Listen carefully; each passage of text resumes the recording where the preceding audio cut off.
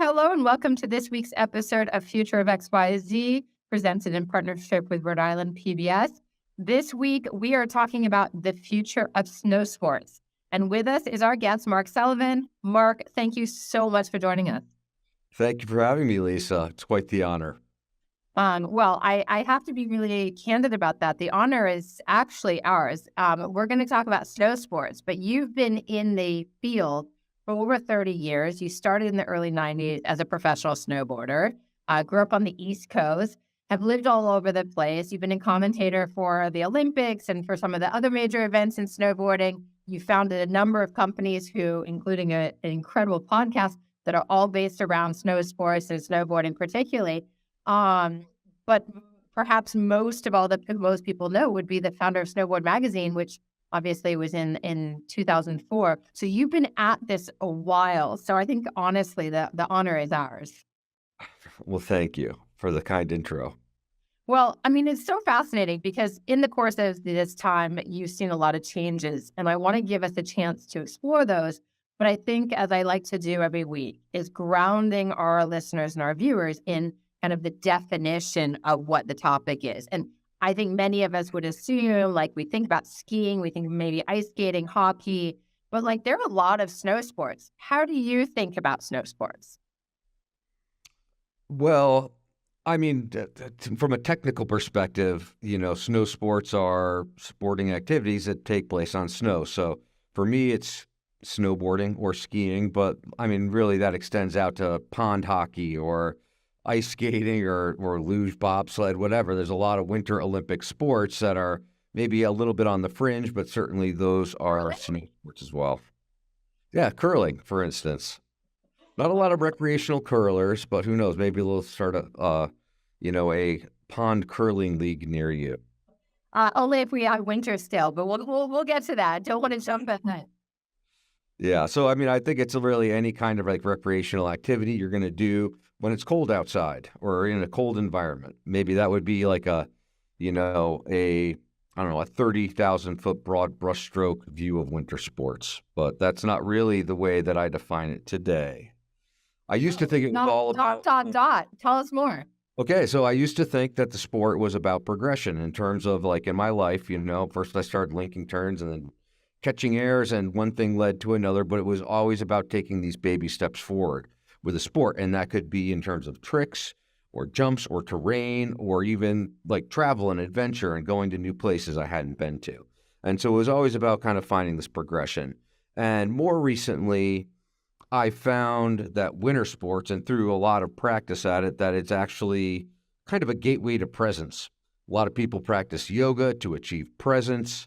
I have been meditating on snowboarding now for 36 years to achieve presence. And I think that's why it resonates with me still to this day after this many years. And I see it less and less as a frivolous activity or pursuit and something that actually grounds me in life. I love everything you just said. And when we stop recording, I have to share with you that I just got back from Wyoming myself.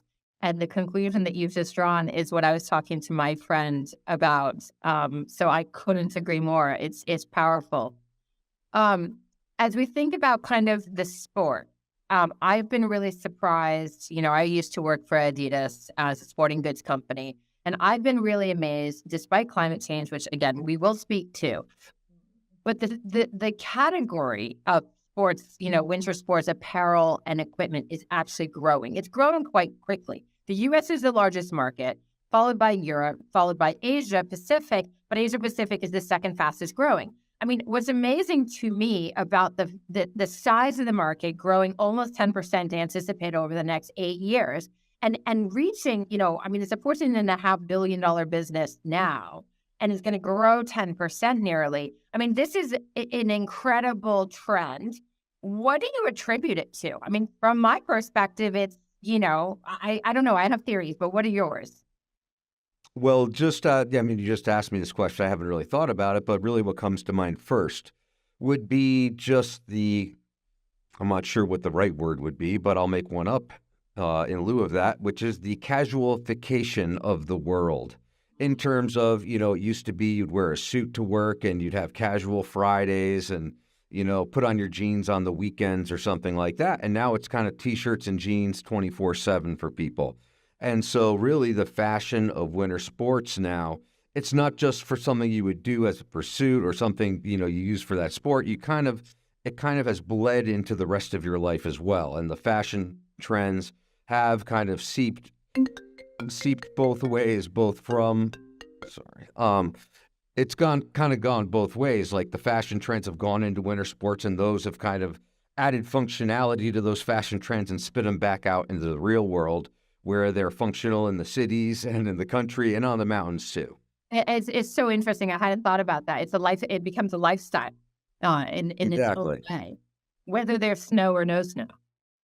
Yeah, and I've always kind of defined myself as a snowboarder, like from a young age. And so, I always saw it as like I was a snowboarder on and off the mountain. I defined myself and I kind of had that like look to me, like the way I dressed and the way I came across my whole life. Yeah, And so like now I surf, think, skate, like that kind of vibe. yeah, and I think a lot of people now want to show what they're passionate about in their everyday lives. So it's like if you're not wearing a tie and you're not showing off your cufflinks to your watch or something, you're kind of like giving people an indication of what you're passionate about in your real life outside of work, something like that. That totally makes sense to me. I mean, because one of the things, obviously, that is mind blowing about this trend growth, and so your explanation really like sums it up nicely, is if we look at everyone, I'm going to say that almost everyone, probably 99.8% of my listeners on Future of XYZ believe in climate change. There are probably not a lot of science or climate change deniers who are paying attention to Future of XYZ. That said, obviously, weather has always been fluctuating. I mean, you had years in the 1800s when there was no snow, but winter is being affected more than any other season thanks to climate change. I mean, 2023 is shaping up to be just a shocker. I mean, I think NOAA, the National Oceanographic Institute, has January 2023 is the seventh warmest on record since the mid 1800s. I mean, there's no denying Europe has no snow. The East Coast has no snow. There are some octogenarian lawmakers who still deny it.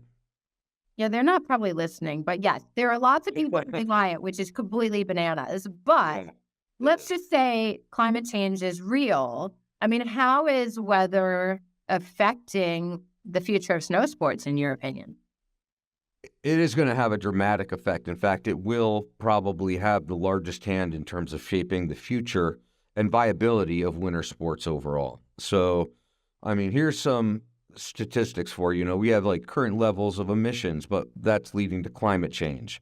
So if we keep following the same path that we're on right now, best case scenario, even if we improve it, if we reduce our emissions by half, only 40% of ski areas will be able to open by Christmas by the year 2050. That's 2050. That's like our kids, right? And then, by I believe 2090, they're saying that like maybe 15% of areas will have a Christmas. Now think about this, like there are like, Black Friday is a big day in shopping. Well, Christmas week is a big week for ski areas. So are the, Martin Luther King Day, President's Weekend. It's like, 30% of the entire season's revenue is made up in a couple of week window for ski areas. And so if, ski areas can't open by Christmas, it will have a large effect not only in terms of like just, them having demand, but also it's like if you're trying to build a new base lodge and a financial institution looks at like what your, future forecasts are, they're going to be like, this doesn't look so good. And so it's going to be harder for those businesses to secure loans. And so what we're seeing is kind of a shortening of the season on both ends. And that's been happening now for years, right? The season starts later and ends earlier. And so that's what we're going to see continue the shrinkage of the season over time. So by 2050, you'll have a pretty dramatic, apparent, anyone alive today will know it by 2050. They'll see it with their own two eyes. By 2090, they probably won't have ski areas west or east of the Mississippi, just between altitude and just raising of temperatures. There won't be enough of a winter season where you have consistency of cold temperatures. So, I mean, here's some statistics for you. We have like current levels of emissions, but that's only 40% of ski areas will be able to open by Christmas by the year 2050. That's 2050. That's like, 30% of the entire season's revenue is made up in a couple of week window for ski areas. And so if, consistency of cold temperatures. So Right And the now, same thing's happening in Europe, of course, too, where it's all glacial, right? And as temperatures warm, that's just being hit even maybe even more dramatically than our East Coast. oh yeah, I mean, they really haven't had a season in Europe this year. I mean, they've gotten a couple of storms. And, I think there's like this misconception. People are like, oh, maybe you were like, oh, I was in Jackson. It snowed like 4 feet. It was amazing, right? And it It was was. amazing. And you did get a big storm, I'm sure. Because here's what's happening. As the climate changes, there's more water vapor in the air. And so when that water vapor, that additional water vapor hits the mountains, and compresses over the mountain ranges and you have cold weather, you end up getting more snow. And so some people are like, oh, this has been a great season, but it still started later. It'll still end earlier, and that trend will continue, regardless of whether you get a 3-foot storm or 6 inches or whatever. Well, and one of the things that I think is interesting is it means that the really good skiers and snowboarders, or perhaps not the really good ones either, similar to people taking expeditions to Everest and the pictures we've seen of that tourism and then its negative impact, you have this major, major trend, and I know you're really into it, of what we call, let's call it backcountry skiing or touring, which Hmm. is, you're putting on these split skis and you're basically hiking up with skins on and then skiing down. And this is obviously, seeking out where there is snow, but not necessarily infrastructure or the safety measures. Is that a trend that you see continuing to evolve? And do you think that's because what's the reason for it? Well, I think there's a couple of reasons for the rise of that. One was like everyone got kind of locked down in COVID. And so that was like a safe way to get out there and do something in the real world. So I think that kind of kicked off the trend. But really also, there are these ski pass products that exist today that didn't 10 years ago, called like the Epic Pass, the Icon Pass, the Mountain Collective Pass. And so those kind of like group up ski areas and have like one affordable price for a season pass. In the Epic Pass, it's around 800. I think it's around 1,200 for the Icon Pass, but that'll give you a season pass to Jackson Hole and Whistler and all, every major ski area that you could dream of. And there's also been a side effect of that are the crowds. And so now that people who want to go to Hunter Mountain also have a Jackson Hole pass in their back pocket, they're going to end up taking a trip out there. And so what that has done is created massive, massive, massive lift lines. And so for people like me who've been at it for a long time, it takes some of the fun out of it when you're standing around waiting or driving to the resort, the I-70 corridor going up to Vail from Denver. It can take you 4 or 5 hours to traverse 60 miles. Yes. And so, it's changed the experience, I would say. And people are kind of looking for that commune with nature. I used to get that as a kid, just riding lifts. I don't know. And now I get it through being in the backcountry. And so I think that is something that more and more people are tuned into. But certainly, by backcountry skiing, you're kind of throwing yourself into this environment where you are, in nature. Now, there are other things you have to consider and different skills and all sorts of different factors to take into account, but I definitely see that as a continuing trend going forward. Now, also, the infrastructure of ski areas is fixed. The ski lifts aren't getting picked up and moved, and you can take your car and go to any trailhead you want and find the snow that way. And so, as climate change happens, as seasons shorten or whatever, places in Connecticut might not have enough snow, or Rhode Island, Wagyu Valley in Rhode Island just might not have snow in the future. Those lifts aren't going to move, but, people could drive to New Hampshire to find some snow maybe. To find some snow. I want to come back to some of this backcountry trends because you have a lot of experience in it. But I do want to actually just quickly, one of the things that you just talked about is more people because of things like the Epic Pass, which is Vail Resorts, and Icon, which is the consortium and whatnot, the Mountain Collective. These kind of it is big business, right? There are all sorts of ways that corporations which once were family-run operations, are capitalizing on the trend. But you talk about people traveling and longer lift lines and things like this. What's interesting is it's a very, very expensive and inaccessible sport in a lot of ways. And yet, how do we make, and that's one of the things I know you're really interested in, is how do we make snow sports more, and not just snowboarding and skiing, but all of them more inclusive, more equitable, more affordable, more practical, safer, all the things that matter to the future of the sport. Well, I mean, there's a couple of things that I can address with that. Number one, like there's this whole trend with skiing and snowboarding. It's like street riding, which is basically when I started snowboarding, I started on a golf course. Like they didn't even allow you on ski hills. So we would like hike up the golf course and ride down and do it over and over again. And that would kind of be a Saturday afternoon. Today kids like kind of jump onto handrails like skateboarders would, stuff like that. So you don't have to buy a lift ticket or have a pass and maybe not drive as far if you have snow kind of in your area. So those are different ways that people are, trying to make it more accessible. These group season passes at least gives you the illusion that you're getting a great deal. However, this year for the first time, I think Arizona Ski Bowl had a lift ticket with surge pricing over the holidays I of saw over that. $300. $300. Right. Who can do that?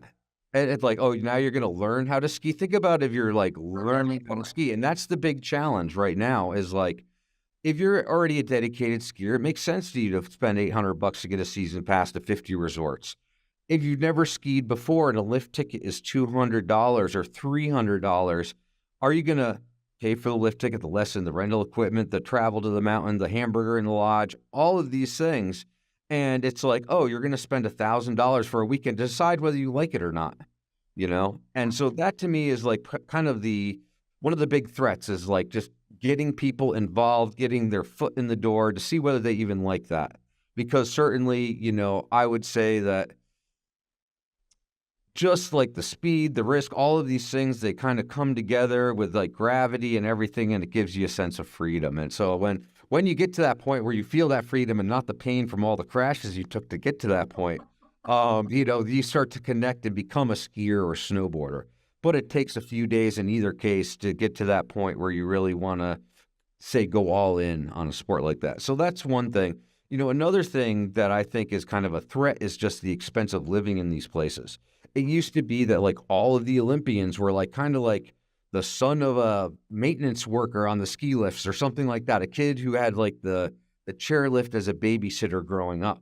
Yeah. And now with just like the advancements, whatever, now a lot of these guys are coming from San Francisco or Orange County in California or greater New York City because they're the people who can afford the sport, afford the training, afford to ride year round, etc. And so you don't have kind of this like ecosystem of people who are growing up in the mountains to live in the mountains. It's like they're kind of getting run out of the mountains by people who can afford to live there. And so, it's like the guy who runs Big Bear and Snow Summit now, Clayton Shoemaker. He started out as a park ranger riding around in the park, right? And then he just took baby steps, and 15 years later, he's running the resort.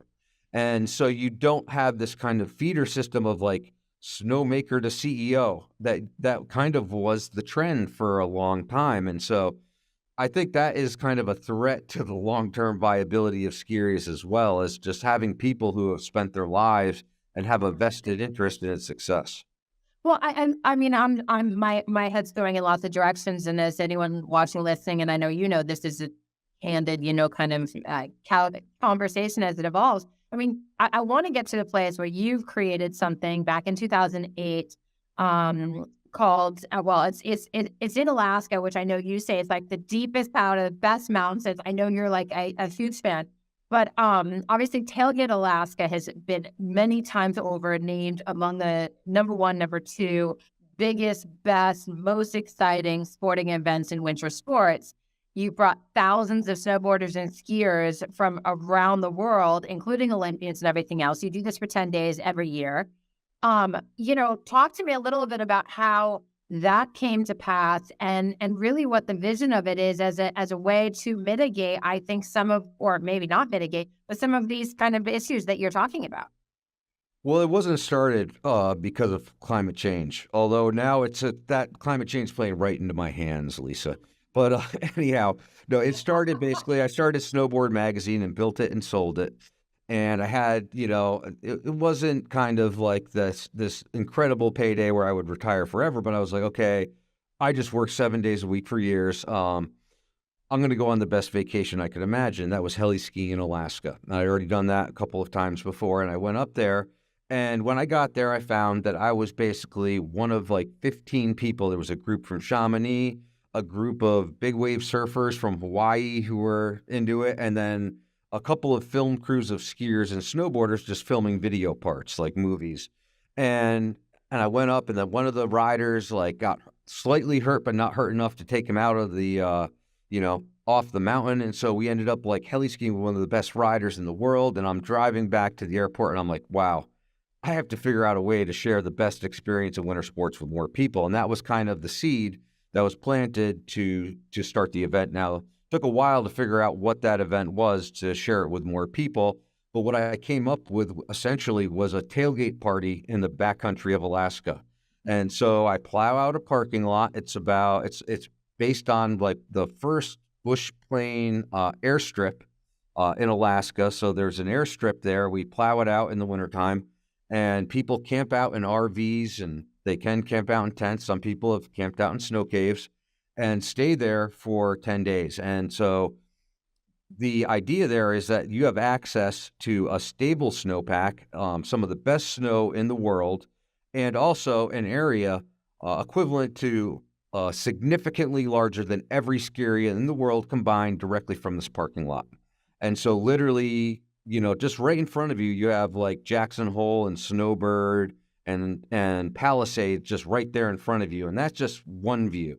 And you can ride, we'll ride 7 or 8 glaciers in a day to traverse just back to different mountains. And so the adventure, feeling small in nature, and just that experience of really self-reliance that you get in the backcountry is something that's kind of fundamentally different. And the idea was to share it, not make it into a contest where there's a winner and a loser. It's like, how do we create an event where everyone's the winner? And so that was kind of the idea. And I would say that successfully, it has made everyone a winner who has attended. I love everything about what you just said. And I mean, what an amazing experience. I've seen some of the photos, and people can follow on Instagram as well. I mean, it's a remarkable event because exactly what you said, it is kind of self-contained. I mean, in its own way, it's, its own little like pack in, pack out kind of 10-day pop-up without any of the major infrastructure that we're all in the modern world used to get the best snow.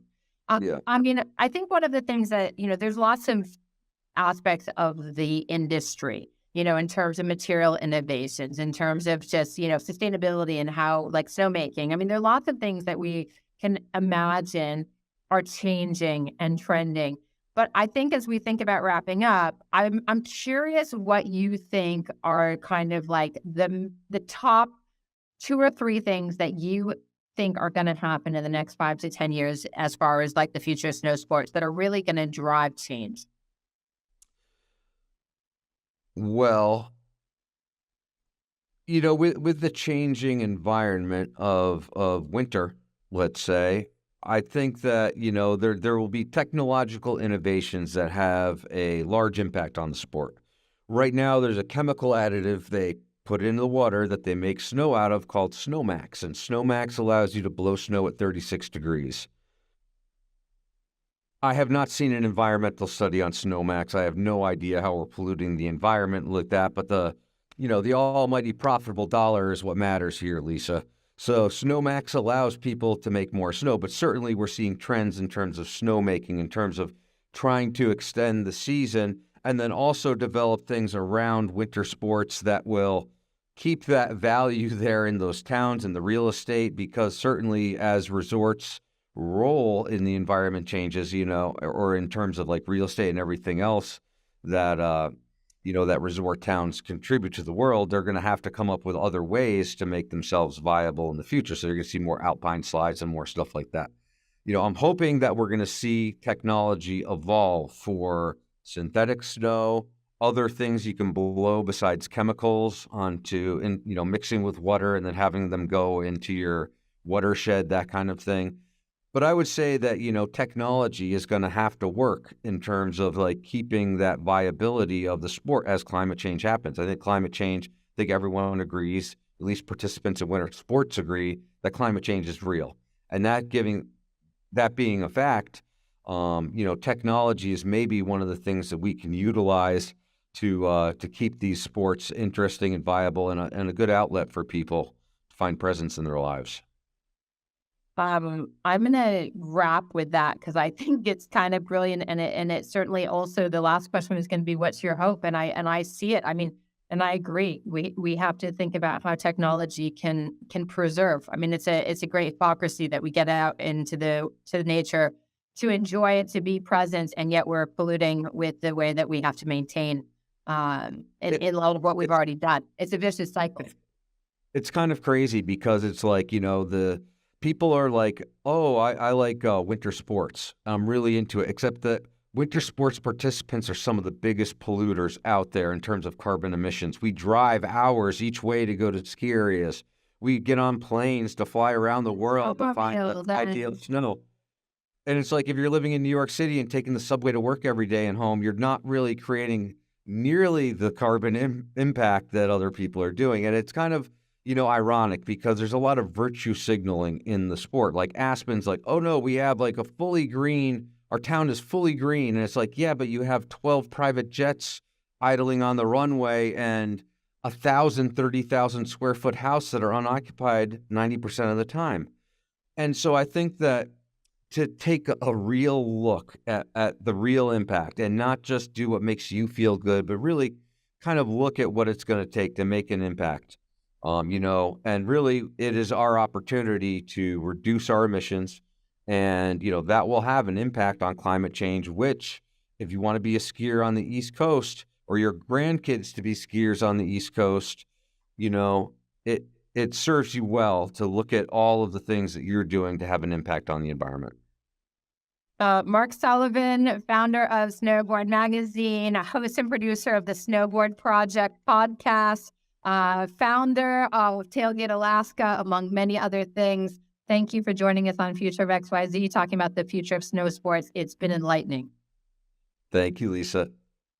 For everyone watching and listening, watch on YouTube. You can access that at ripbs.org/XYZ. You can find the Future of XYZ wherever you get your favorite podcast. And be sure to leave us a 5-star review and follow us at Future of XYZ on Instagram. We look forward to speaking again in 2 weeks. Episode 5 is coming right up. Mark, thank you again. We will speak soon. Enjoy your snow sports for the rest of this winter. Thank you.